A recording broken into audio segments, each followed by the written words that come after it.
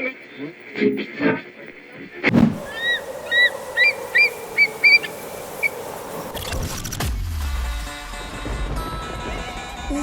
olumaphiko olugula amaphiko kwaye kwaphephezela omiyane inyoni nobuciko nomnyunyiyo edweleni isivinini emafini icula ingoma emnandi yayahlukanisa unyaka omusha komdala inyoni enezigidigidi zabalandeli abayilandelayo zamemeza sezidololozela sathi siyayazi le nyoni yayiculela okhokho bethu abanye abathule isibongo sokhozi FM sisibhalelwe isidadada sothu ukhozi FM luhamba phambili. Ngikubingelele ngikwamukele kwesinye isitophe esimnandi sokhozi FM TV igama lami nguNeliswa Cele.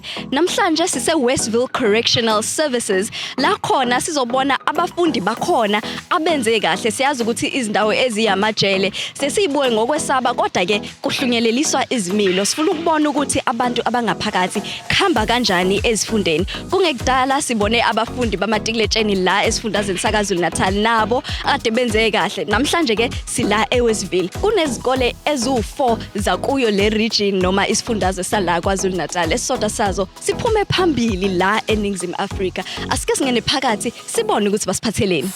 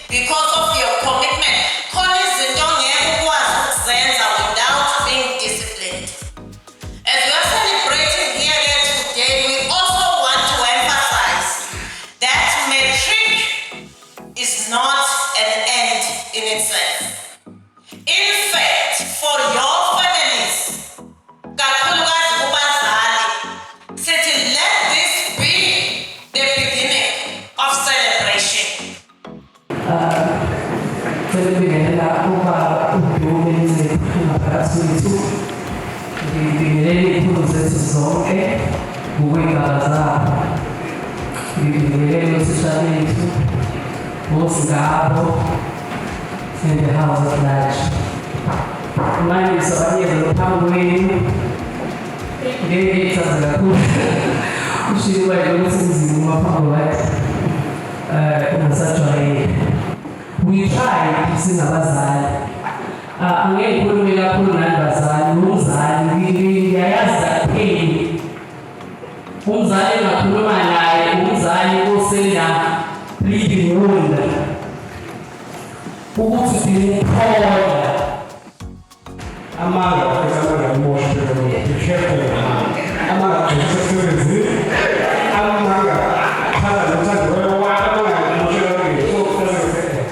having to confess that I wasn't lying. I'm from Westville.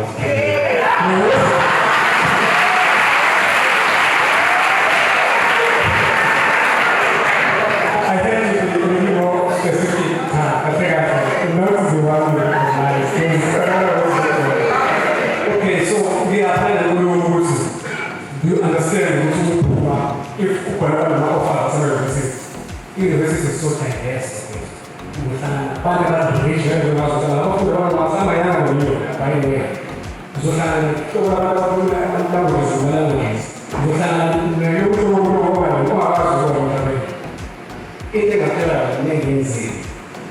actually kind of big plans and say, well, before what is starting here, we can do this and before we and who's adults, who will be in the and transition was not easy, okay, but in the scene, I'm trying to shoot a car. Who was so that was a little fresh from prison, straight to university, so, okay, university. Yeah, who is this? This is a city I've heard of, I know this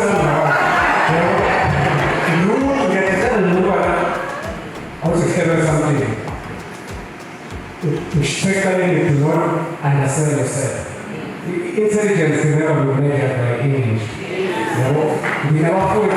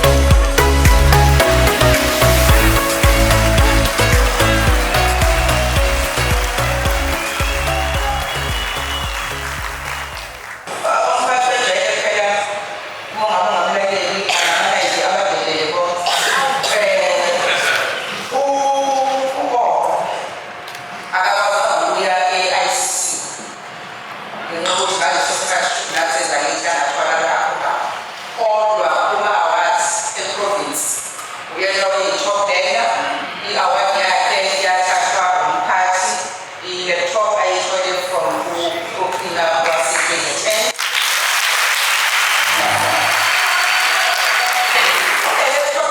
Ayithole umeya.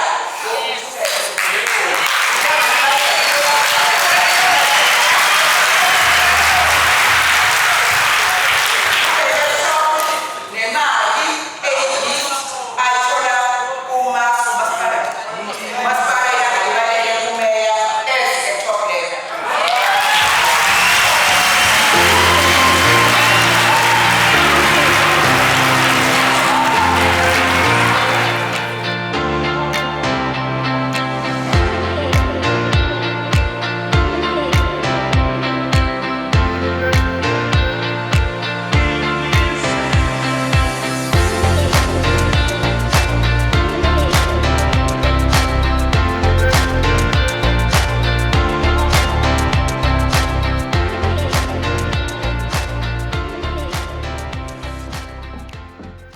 Ngimelana nomunye owayewumfundi khona lana eWestville kodwa manje useqeqeshekile wagrade eUCT ufunda honors uzosichazela ukuthi usehambe wafika phi ubhuti wami ukwanda kaNgcobo. Ubhuti wami kubingelele. Sawubona senzenjani? Siyaphila njani? Ngiyaphila mntakama ngezwe kuphi? Hayi sikhona ngixoxele kafushane nje awusigabisele khonani degree kuphi kanjani? Ngone degree manje kahle kahle. Ngine degree emhlabeni. Into engasoze yahambisa nje sami. Ngine degree e-finance with accounting under wing of Bachelor of Business Science. I mean, we achieve number 1 university in the continent, University of Cape Town. That's me. I-high school wayiqeda nini khona la? Yeah, esikhulu ngayiqeda ngo-2016 eUSethubeni okuyisikole sejele njengoba usazi ngecathi sizin-announce-ile 2016. And then urelease nini? Ngahlala from 2016 ngaphuma ngoba 2019 January 7 shoot 2 or 3 years after ngiqeda grade 12 kumele ngihlale ngibekezele ukuphendula ukuthi ngangenzana leso sikhathi ngangithutherisha I was a tutor esikoleni khona la ejele. Ngilekele. Mhlawumbe silandise ngohambo lakho uzufike la ufika kanjani nanokuthi uzuzisize uzikhiphe mhlawumbe esimene esasingesihle leso sikhathi uzenze lo muntu osuyena namhlanje. Well ngoba ngene umuntu mfethu okwazi ukuthanda ukukhomba imino ngiblame abanye abantu ngamaphutha ami ngizothi nje imina nokusangana kwami okungibeka la yabo. Angisho mhlawumbe ukuthi umhlaba ongakanginiki kahle kahle ama resources enginawo manje ngikhuluma like ingqondo ubuhlakani enginabo manje akungenabo back then so kwakulula ukuthi ngenze ama decisions angangenza ukuthi ngicine ngithole emgodini njengalo kahle kahle into eyangibeka la i-robbery house robbery ngangineminyaka ewu-18 ngifunda grade 11 ngo-2009 ngimdala hlahla ngifana then nabangani njengoba ngisho ngifuna ukuthi sahlohlana nabangani akwengize imini engahlohla abangani yabo sahlohlana sihamba sawroba saphumelela but sashiya trail ngoba phela sasibhayize uyawazi uma uyicishe isigebengu ayikho lento yakho yaphayi then saboshwa we were convicted when was it 2011 September 6 ngikhumbula kahle ngathi into eyenzeka izolo yabo so from there ngahamba ngaye medium B uma ugotshe i-maximum sentence according to i-system ya correctional services awukwazi ukuthi ube ne-access into eningi ngoba uconsider njengomuntu like oyi-danger ukuthi unga-escape noma wenze something ngoba ugotshe isikole esikhulu so I had to stay there for like 3 years nakhona ngangahleli ngenza ukuthi ngangifunde emajuba like ngenza ngu-carpenter by profession by the way so yeah ngenza 3 years of carpentry and then kwakungekho inhliziyo yami engekho lapha ngifuna ukubuyela esikoleni ngoba impilo yami yanqamuka kahle kahle ngifunda isikole yabo lonto okay kwaze kwaba isikhathi ukuthi ngibe medium that was 2014 bangiclassified and I made a decision ukuthi ngiye medium center medium D I mean youth center ngizelele isikole lesi nangibela ngafika bangifaka grade 11 la ngiphume khona engakashintshi i-education indlela eyo yimi lo ngifunda grade 11 2015 2016 ngifunda grade 12 ngaphasa kwajabula inhliziyo kumina ngaphakathi yabo nga-apply UKZN nga-apply UP nga-apply UNISA bangangithatha wonke ngangithola nje ama-rejection but UCT yetsayibo sayibona le potential so here I am there uyakwazi konke okwenzeka lokho kusuka lapho ngene esikoleni kuze kube manje sengilo yini yakunika intshisakelo noma ukukhuthazeka ukuthi uzithuthukise ngemfundo ngoba I'm sure khona abasejele kodwa nje uthola ukuthi abanendaba wamfundo noma ayikho leyo interest yokufuna ukuthi bazibeke kwelinye izinga elingcono. For me isinto engayisho ukuthi ngabona ukuthi yabona kahle kade nganginalo kwakhona ukuthi ngize ngithole sengila ngaphakathi lento yokuzama impilo esoft kade ngayithanda impilo enhle ngoba umuntu othanda like buka iTV ngibuka izinto eziright ngumuntu nje kahle willing ukuthi abone izinto ezintsha efunde so kathi lokho ngifunda ngabona ukuthi ngake kube yimina lo ngelinye ngake kube yimina so ngagcina ngenza imikhuba the very same fire engidriver ngenza le yanto ngayayiyona engidriver manje ngaze ngithi no akusindlela ikuphi la ngikhona manje yabo lo ngasimina no yazini awe ngenza introspection ngibona ukuthi kahle kahle yiphi indlela engenza nge-approach plus apha angina choice manje ngabe ngivalelekile mase ngifana nje negundane elivalele akunampilo impilo yami ithathiwe ezandleni zami yabo lo ngathi no ekhaya nama siblings awu2 by the way usiso umncane nobhuti omdala mangibuka umane ekhaya akukho grand but impilo ayikho right ekhaya asinayo umuzo right asinayo impilo nje stable financially yabo no so if I let go nami shothi kahle for sure sengiz eliminateile kubantu abangathuthukisa impilo yasekhaya ngathi nah I can still do better mos hamba esikoleni kwanda awuphasa nasesikoleni angiphasa ngisibona ngazi ngathi kodwa ngisho ngiyazi ngathi disekani so ngathini kahle ngasho ukuthi kwasuka kumina ngaphakathi ngamotivate kamina ngayicubungula ngabona ukuthi na ngifuna ukuba umuntu ohamba ama-cinema nabantwana ngifuna ukuba umuntu ogibela amabhanoyi ngifuna ukuba umuntu oserious mos ezweni lakithi engizalwe kulona so ngicabanga ukuthi yeah for me as an individual kwaqhamuka phakathi kahle lento ngifuna ukuyenza ngifuna ukuyiguqula impilo yami ogcina bhuti wami ngafushane nje amazwi akho kwabanye abafundi abasezemva kwakho emajele ahlukahlukene abafundi abasemajele ahlukahlukene kuya ngokuthi kum kanjani empilweni yakho yesikole uma wenza kahle qhubeka wenze kahle kakhulu uma ubona ukuthi umuntu odesignela ukuthi abe like academically inclined focus lapho namandla lapho uNkulunkulu lento akunika nebusisi kodwa it doesn't mean ukuthi umuntu ongaphasi kahle ngoba sometimes ukhona umuntu frustrated ngalendlela ukuthi ufuna ukuyenza lento but ayikho ke negazini so what I would say is cinga empilweni yakho uthi noyidinga yini ongayenza yini obona ukuthi akumina ozosho ukuthi enza lokho wena hamba uzama ibhola wena hamba uzama ukudweba wena hamba uzama mhlawumbe ukwenza i-podcast wena hamba uzama ukwenzani but ziningi izinto emhlabeni into idinga focus noma kuthiwa uno-code 14 udrive ama-truck ufocus kule mali oyiholayo uzohamba nge-BM noma kuthiwa wenzani it doesn't have to be like isikole per se but ke if usesikoleni njengamanje at least unokhiye that's an eye opener take that as an eye opener wenze njani wena ube ne-foundation ukwazi ukucommunicate nabantu isikole basic education izokufundisa lezo zinto embrace those things uphume ngaphandle ungayifundi into ufundela ukukhohlwa nokuphasa fast funda ukufundela ukushintsha impilo yakho ube umuntu oguqukile ngempela uzizwe na cha lento lena ngienile khona kumina isegazini ngiyayiphila sibonge kakhulu wanda sikufisela inhlanhla uqhubekele nje phambili ngiyabonga sisho siyabonga ngime nobhuti bami lana abaqhamuke izikole ezu4 ezahlukahlukene khona la esifundazweni sakaZulu Natal ubona nje kade be stage bephethe certificate baphase kahle kakhulu sanibonani bhuti wami ngiqale ngawe ngizoqala ngapha bhuti wami usiphi igama lakho nesibongo ebese sixoxela kuhamba kanjani ezifundweni kulonyaka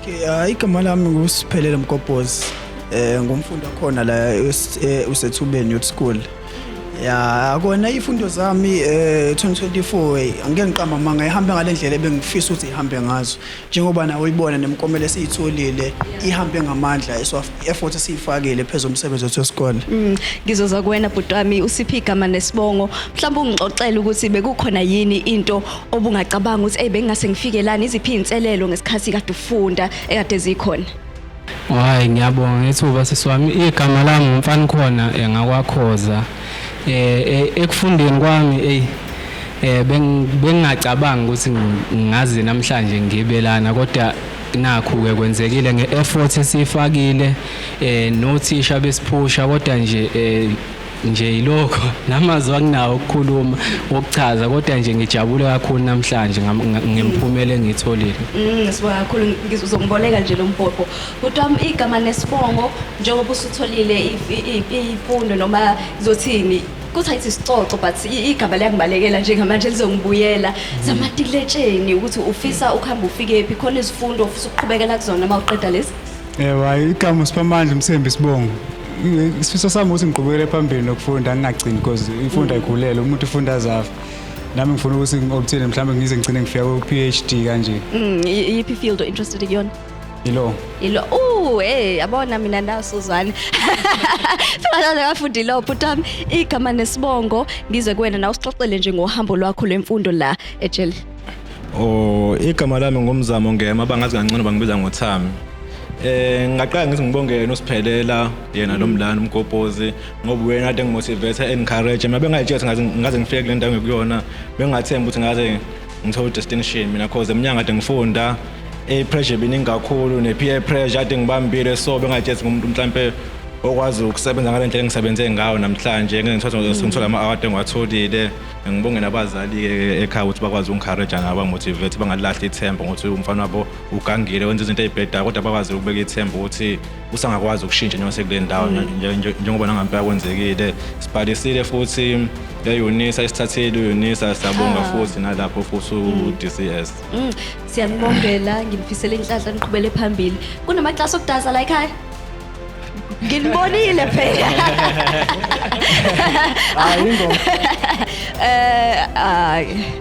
Ngiyabonga kakhulu sinifisela inhlanhla niqhubekele nje phambili. Ngiyabonga. Ngime nomfundi lana ngicabanga usuphuma number 4 kodwa uyena omunye okade hamba phambili kubafundi bonke la kwi-region yaKwaZulu Natal. Katan, how are you? Okay, and you? I'm well, thank you. You got 5 distinctions. Maybe just remind me, what were the subjects?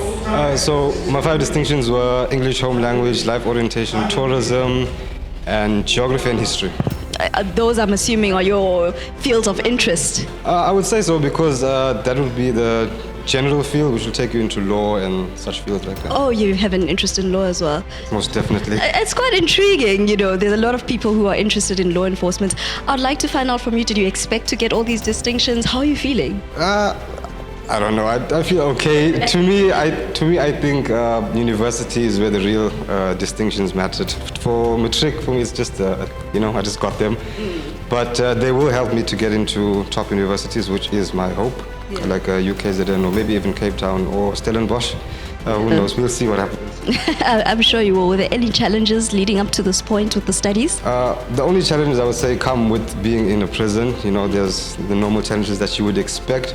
However, DCS puts a lot of effort into helping us to achieve what we have achieved, and the teachers have a lot of passion and they help to reignite us as prisoners to go back into the academic field.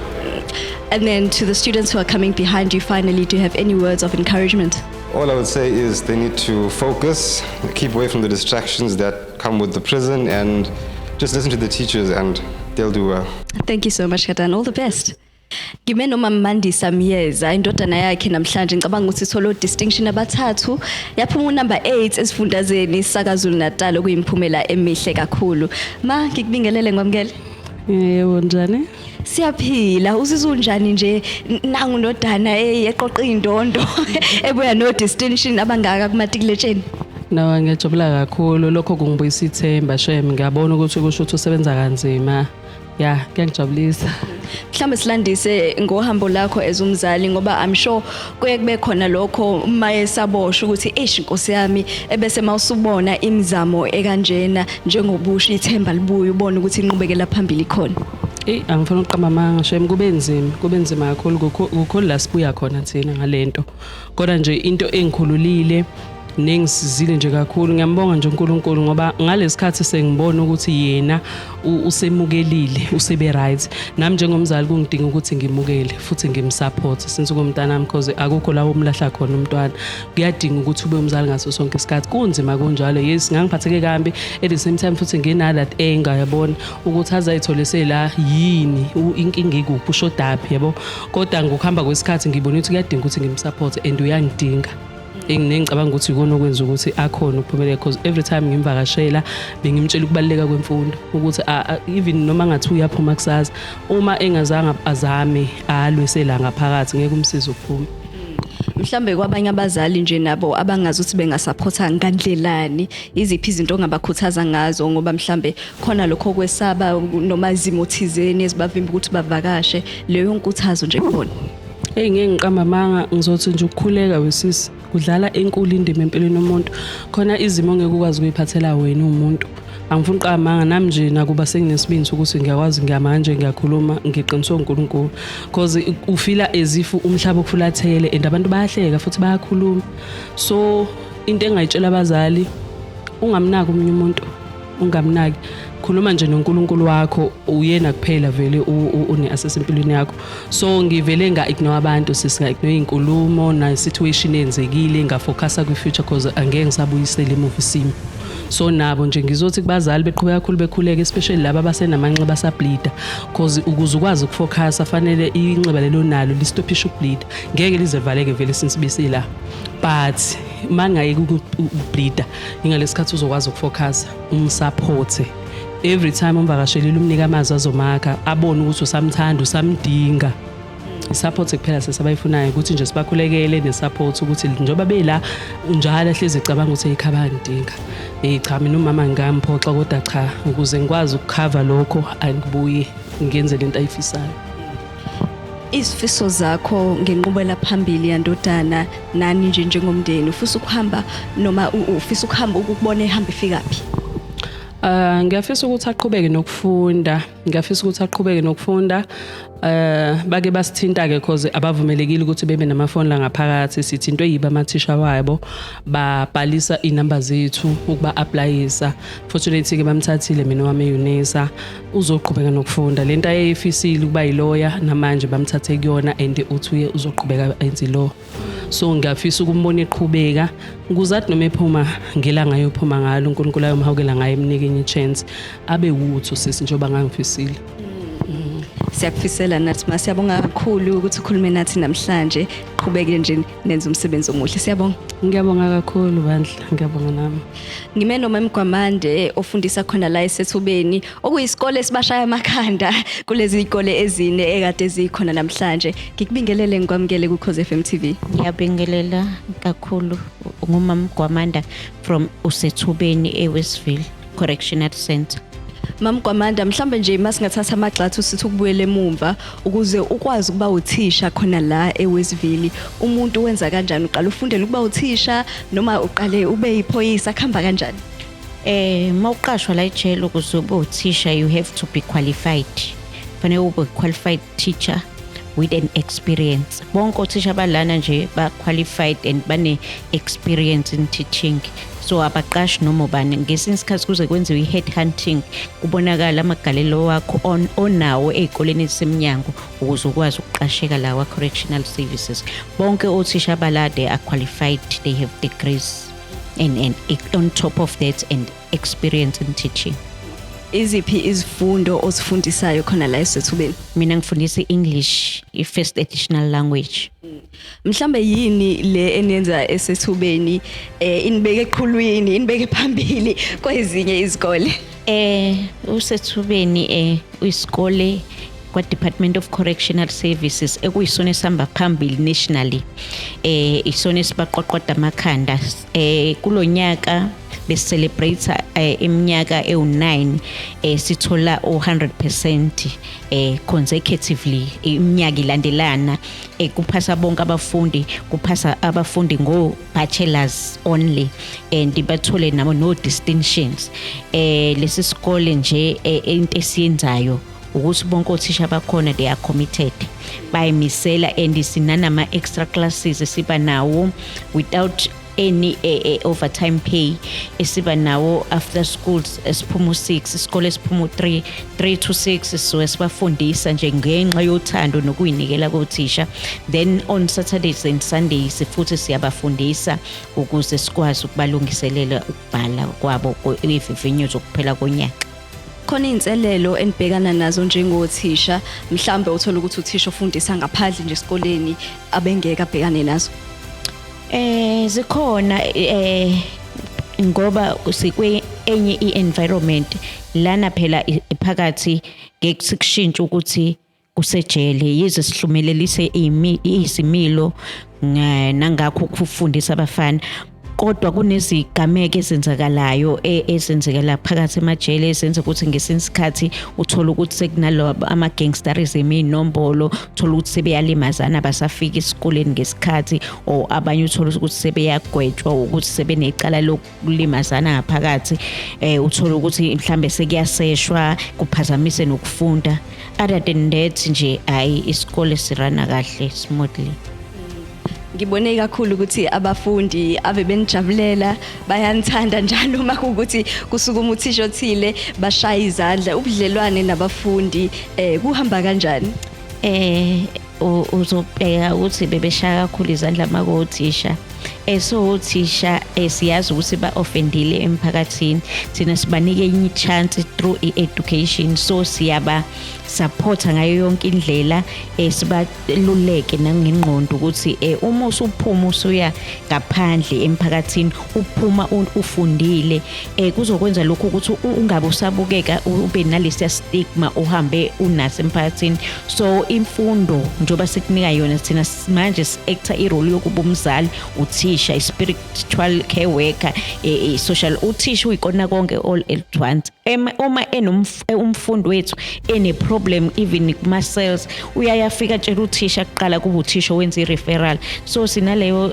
close bond with them ngoba basithathisa komama ungezwa nje abaningi abasho ukuthi thisha ma'am bathi mama nabantu besisa bathi baba so indlela i-relationship esinayo enhle ngayo esizakhela yona asibathathiso kweyiboshwa yes siyazi ukuthi beze la ejele ngenxa yokuthi baboshiwe but thina senza sure ukuthi siyababuilda ukuze bakwazi ukuthi bangayiboni beyiboshwa bangaphumeli eminyango mase bethola ithuba baphindele into abebeyenzile ngizophetha ngokubuza ukuthi nje umphakathi abazali ihlobo abangani babamba liphi iqhaza ngoba siyazi ukuthi umfundi mayithola support thizeni I'm sure kuyamlekeleleka naye kumnike lelo sasasa lokuzimisela sibonga nje abazali ibona abama stakeholders abalekile because siba nama parents meeting esikoleni like isikole esingaphandle sibamema abazali ukuthi abazobona ukuthi izingane zabo la ngaphakathi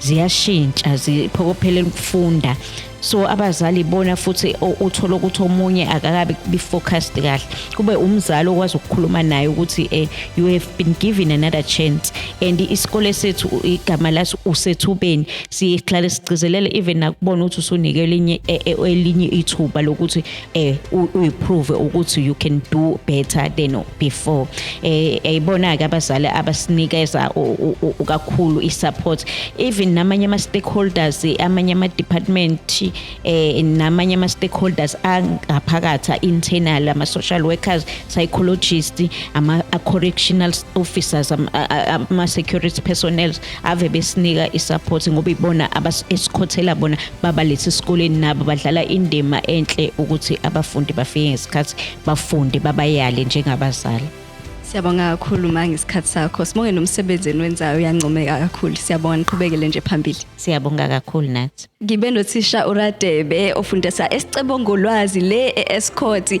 ayi ubungabona izingane zakhe othisha bakhe bezeyibuka namhlanje bethola distinction bekomeliswa ngokwenza umsebenzi omuhle thisha sikubingelele sikomkele Ngiyanibingelela nonke ngibingelela nabalaleli bonke ngiyabonga leli Kubonga thina mhlawumbe mawungasichazela nje ukuba uprincipal esikoleni esingaphakathi ejele kuyinto kanjani mhlawumbe mawusuqhathanisa nesikole nje esijwayelekile Ngiyabonga ithuba kakhulu in fact ngu Miss Radebe K acting the principal of isicebengolwazi I think akuhlukile nale ikole lezi ezingaphandle but ke thina bese siba nenhlanhla yokuthi ezibephi ngaphakathi we get more opportunity we get more time compared to ikole ngaphandle ukuthi sibe napho so ngasonke isikhathi masibadinga nje siyakwazi ukuthi sibathole so nje kungigqugquzele kakhulu engakusho like before I started ukusebenza khona ka DCS then I moved out kwile ikole ngaphandle but because i-aim yami nganginayo i-aim yokuthi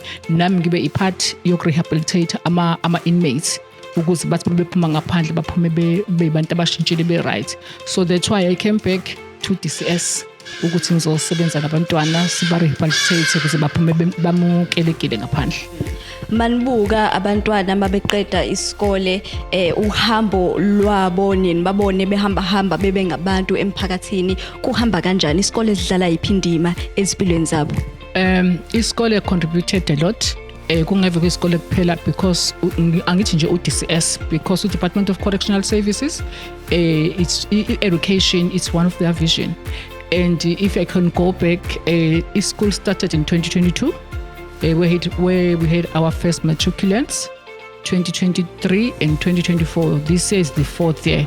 Those learners who passed with bachelors in 2022, now they are doing their 3rd years in different abanye benza law, abanye benza agriculture, abanye benza bachelor of commerce. So they obtained their matric here inside the prison, and now they are continuing with their studies with UNISA. So they are doing good 3rd year and they are doing very great. Ngizobuza njengoprincipal khona inselele oyubhekena nazo esikoleni siyazi ukuphela ukuthi akulula ngoba vele ngaphathe ejele kunezinto zakhona ezenzakalayo.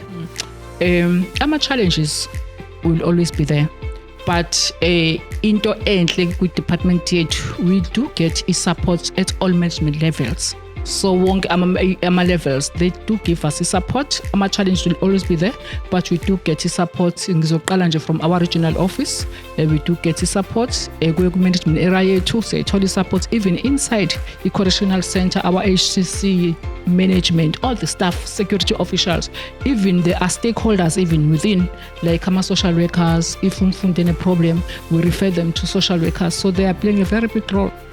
So nje ama challenges are there, but it's easy ukuthi if sina ama challenges kube kulula ukuthi sikwazi ukuphumelela ngale kwama challenges.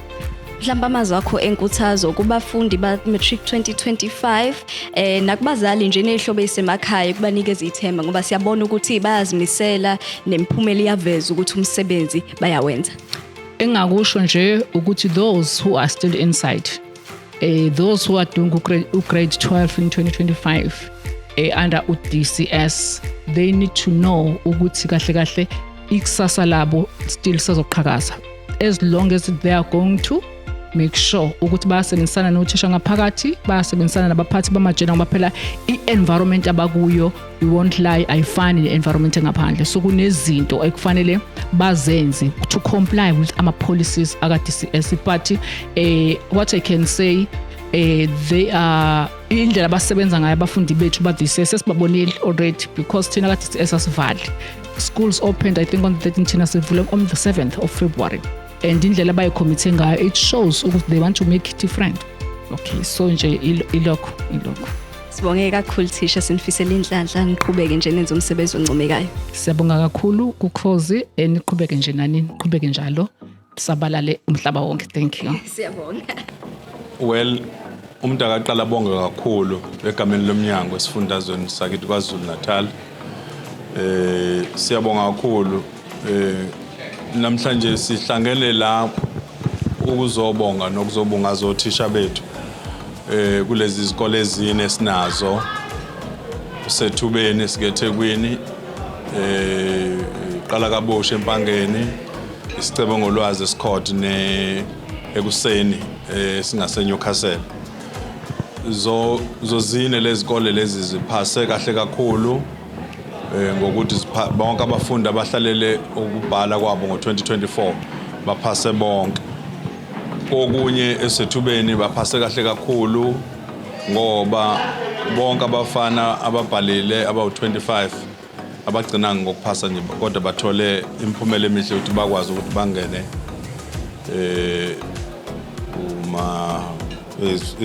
izikhungo ezemfundo ephakeme, lokho kuthiwa phecelezi i-bachelor entrance. NaseSicebengolwazi baphase kahle kakhulu. Njengomnyango ezemfundo sithatha njengento ebalekile kakhulu ekusizeni ukwakha kabusha umuntu ngaphakathi, lokho esikubiza ngokuthi ukuhlunyelisa kwesimilo, i-rehabilitation of offenders. Imfundo ibaluleke kakhulu, inemthelela eminingi emihle ekuthenini bangagcini nje abantu ukuthi baziqoqe besangaphakathi bahluzeke ingqondo, kodwa bazilungiselele ikusasa labo ukuze kusasa masebephumile babe nethuba lokuthi bakhe ikusasa labo, bakwazi ukuthi babe ingxenye yokuthi baphonse itshe esivivaneni emphakathini, balekelele imindeni yabo.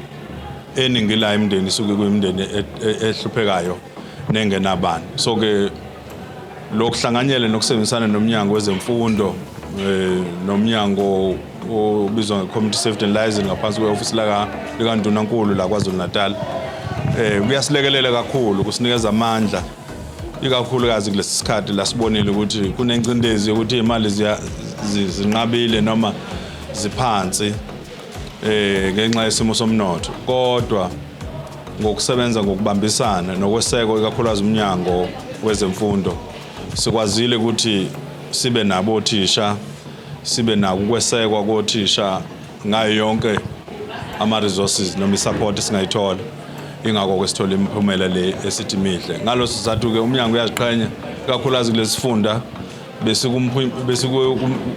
umemezelo luka ngqongqoshe wethu uDokotela uGroenewald silapha eGoli esikhungweni sethu eGoli sajabula kakhulu saziqhenya njenge-KZN ingakho sibone kufanelekile ukuthi nathi asibuye lapha ekhaya umuntu angagcini ngokubongwa ekuhambeni kodwa aphinde abongwe ekhaya azi ukuthi nasekhaya uyaziswa ngomsebenzi wakhe omuhle incindezi enkulu kuba iyona into ukuthi phela isikole sasejele asifane nomzuvele nesikole singaphandle iy'ngane lezi ezifundayo iy'ngane zisuke sekukhona izigwegwe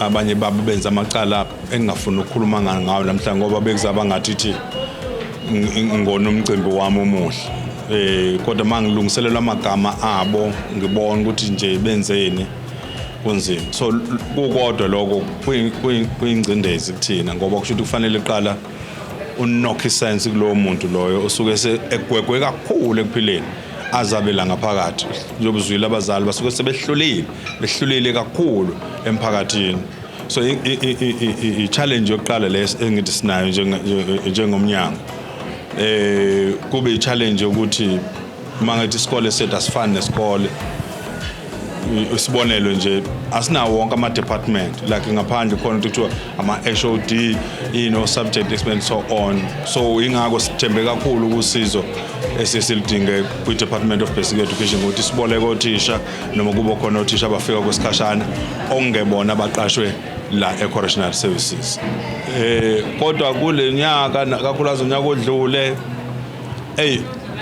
isimo somnotho njengoba sisibi nje sisheshe sizwele kahulumeni ngoba nje into ebonisa lokho ukuqoqwa kwentela South African Revenue ungakwazi ukuqoqa imali ukuze unikeze uhulumeni ngicabanga ukuthi sizokuzwa lokho ngqongqoshe ezokhulumeni sokwini wezimali so sigcina nje sesingakwazi ukuthi sibe nensiza ke kubafana ngema programs esinawo njengoba kade sibika nje la ukuthi sisobonga nje okunye sihlanganisile sihamba sithi ama-partners ethu alekelela ukuze sibe nalosuku so iloko ikakhulu imali ma-challenges kwesikhathi iy'nsizwa njengoba zingaphakathi phela kukhona ukuthi sibhekane ney'nkinga ukuthi kube khona abanunisela ngezidakamizwa and so on ukuthi fanele kodwa ngoba bangaphakathi sincoma abaphathi bamajele ngoba bayaqinisekisa ukuthi bayeza noma ngabe bayaphoqa ukuthi asiye khona amadoda esikoleni nathi nizofunda so sengisho ukuthi